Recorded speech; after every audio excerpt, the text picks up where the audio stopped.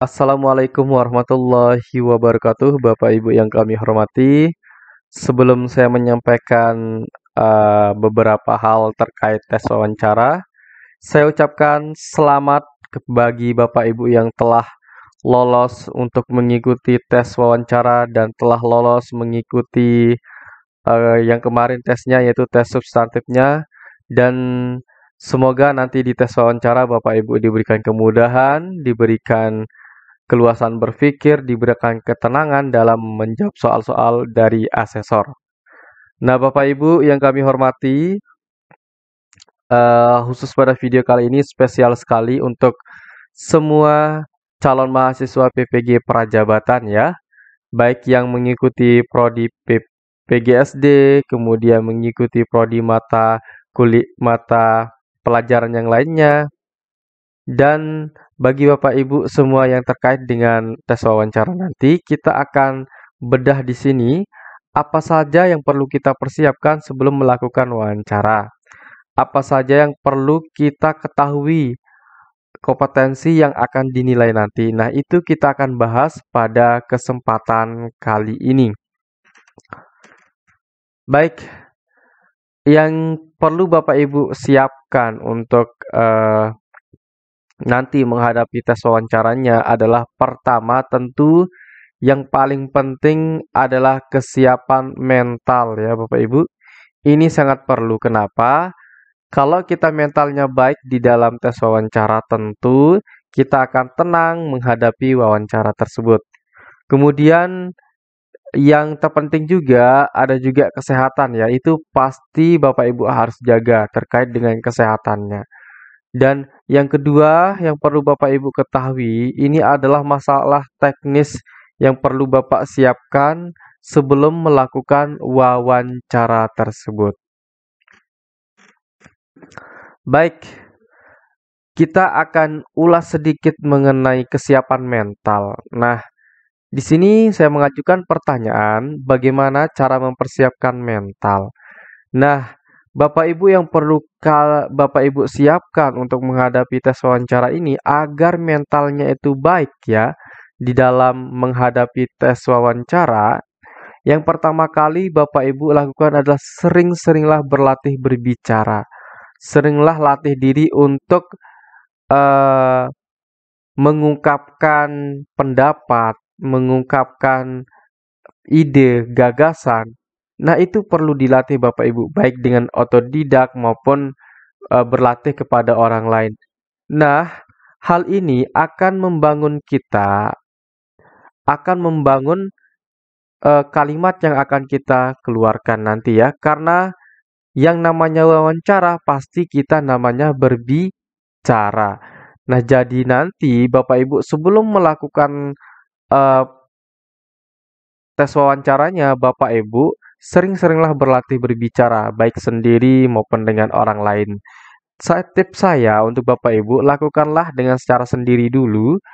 Biasakan diri untuk berbicara walaupun Anda di dalam ruangan maupun di dalam ruang terbuka. Bapak Ibu perlu melatih diri untuk berbicara, bagaimana cara menyampaikan ide, bagaimana cara menjawab pertanyaan dari asesor, dan bagaimana cara menyampaikan gagasan-gagasan yang ada di dalam pikiran Bapak Ibu. Nah, kenapa ini berpengaruh kepada mental? Nah, karena kalau kita sering berlatih, pasti kita memiliki kesiapan. Seolah-olah sebelum kita bertempur itu kita sudah latihan. Sama seperti orang bermain bola. Mereka sering berlatih menendang bola, berlatih passing bola. Nah, ketika menghadapi pertandingan tentu mereka tidak gugup. Jadi, ada pengalaman nih tubuhnya mereka, ada pengalaman untuk bergerak. Nah, begitu juga nanti kita akan memiliki pengalaman untuk berbicara ya. Karena kita pernah latihan berbicara. Kemudian yang kedua yang perlu Bapak Ibu lakukan adalah simulasi wawancara dengan kerabat. Nah, simulasi wawancara dengan kerabat ini sangat penting sekali. Bapak Ibu berlatih cara menjawab pertanyaan. Nah, misalkan nanti Bapak Ibu dengan teman Bapak Ibu saling berbicara, saling bertanya, latihan persiapan untuk menghadapi wawancara ini itu perlu dilatih Bapak Ibu cara berwawancara.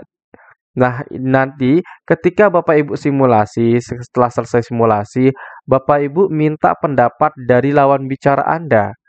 Bagaimana menurut dia cara saya itu menyampaikan pendapat itu apakah baik atau tidak? Apakah bisa dimengerti atau tidak? Yang terpenting di sini adalah apapun ide yang kita berikan kepada lawan bicara kita atau kepada pewawancara kita, itu bisa dipahami dengan cepat. Nah, kalau bisa, ya Bapak Ibu, kalau bisa, apa yang kita sampaikan itu singkat, padat, dan jelas. Itu yang paling penting.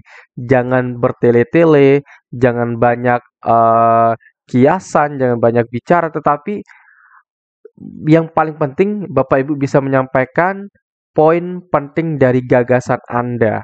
Ya, jangan bertele-tele untuk menjawab pertanyaan dari pewawancara. Nah, oleh sebab itu, Bapak Ibu penting yang namanya simulasi. Itu yang kedua. Kemudian yang ketiga adalah menguasai kompetensi yang dinilai. Nah, nanti kita akan pelajari secara bersama-sama mengenai kompetensi yang akan dinilai. Nah, ini pasti kita akan bahaskan nanti di video berikutnya, Bapak Ibu ya. Di sini kalau di video ini kita hanya akan memberitahukan apa saja yang dinilai ya. Tetapi nanti di video berikutnya kita akan bahas secara detail mengenai kompetensi yang akan dinilai. Kenapa kita perlu kuasai kompetensi yang akan dinilai ini? Karena kita akan punya acuan, memiliki rel ya. Rel itu tempat berjalannya, tempat apa yang perlu kita sampaikan kepada pewawancara. Apa sih yang dinilai oleh wawancara? Nah, ini perlu kita ketahui. Jadi, itu sangat penting sekali. Bapak Ibu perlu menguasai kompetensi yang akan dinilai nanti. Kemudian yang keempat adalah menguasai esai yang Ibu Bapak tulis.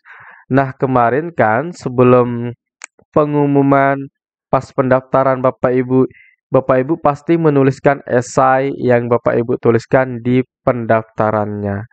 Nah, oleh sebab itu, ya Bapak Ibu perlu mengingat-ingat, perlu menguasai esai yang Bapak Ibu tulis. Nah, kalau Bapak Ibu kemarin sempat mengcopy atau menuliskan kembali pertanyaan esainya, kemudian jawaban Anda Bapak Ibu, itu perlu Bapak Ibu pelajari ya.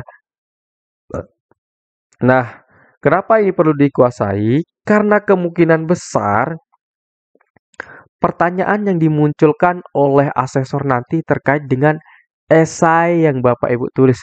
Karena di sana sudah mencakup kompetensi yang akan dinilai oleh asesor. Nah, ada berapa sih kompetensinya? Ada 10 kompetensi. Nanti kita akan bahas di video berikutnya.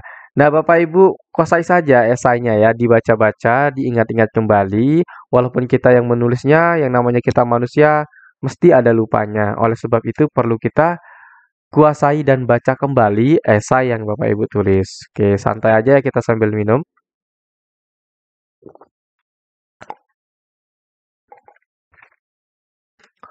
Kemudian yang kelima adalah duduklah dengan tegap. Nah, nanti ketika Bapak Ibu mengikuti wawancara, duduklah dengan tegap. Itu fungsinya agar menambah kepedean Bapak Ibu ya. Agar Bapak Ibu itu memiliki percaya diri yang tinggi. Nah, oleh sebab itu duduklah dengan tegap dan akan membuat asesor itu nyaman melihat Anda, Bapak Ibu. Ketika melihat Anda, cara duduk Anda yang sangat tegap, nah itu pasti asesor akan sangat nyaman melihat Anda dan Anda dinilai sudah sangat siap untuk mengikuti wawancara tersebut. Kemudian yang kedua adalah faktor teknis. Nah, apa saja yang harus disiapkan secara teknis? Yang pertama adalah laptop, yang kedua adalah baterai laptop itu harus full, yang ketiga jaringan internet, wifi, paket data itu juga harus disiapkan, kemudian yang keempat adalah matikan telepon. Nah, yang pertama mengenai laptop, Bapak Ibu gunakanlah laptop yang bagus, tidak mati saat digunakan, tidak mengalami jaringan yang buruk saat digunakan ya. Silakan Bapak Ibu kalau tidak punya dipinjam dari temannya ya. Kita harus punya solusi punya langkah-langkah yang lain. Walaupun tidak punya, Bapak Ibu harus berusaha untuk pinjam laptop ke temannya atau ke saudaranya.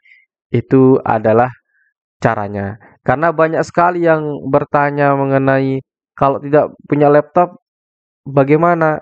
Ya, kita harus mencari solusi dong ya. Secara sebagai calon guru yang memiliki sertifikat atau yang profesional, ya harus memiliki ide tertentu, memiliki solusi terhadap apa yang dihadapi.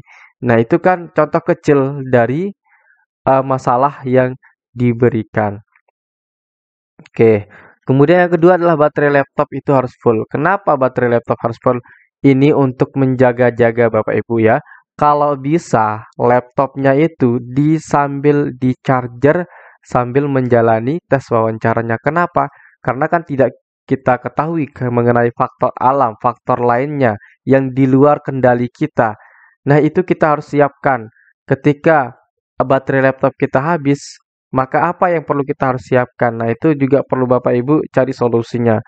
Nah, mengenai baterai laptop full itu, perlu Bapak Ibu fullkan laptopnya karena kan tidak kita ketahui PLN mematikan jaringannya atau apa namanya, matikan listriknya atau tidak, ataukah nanti kan kita tidak ketahui juga apakah akan ada putusan listrik.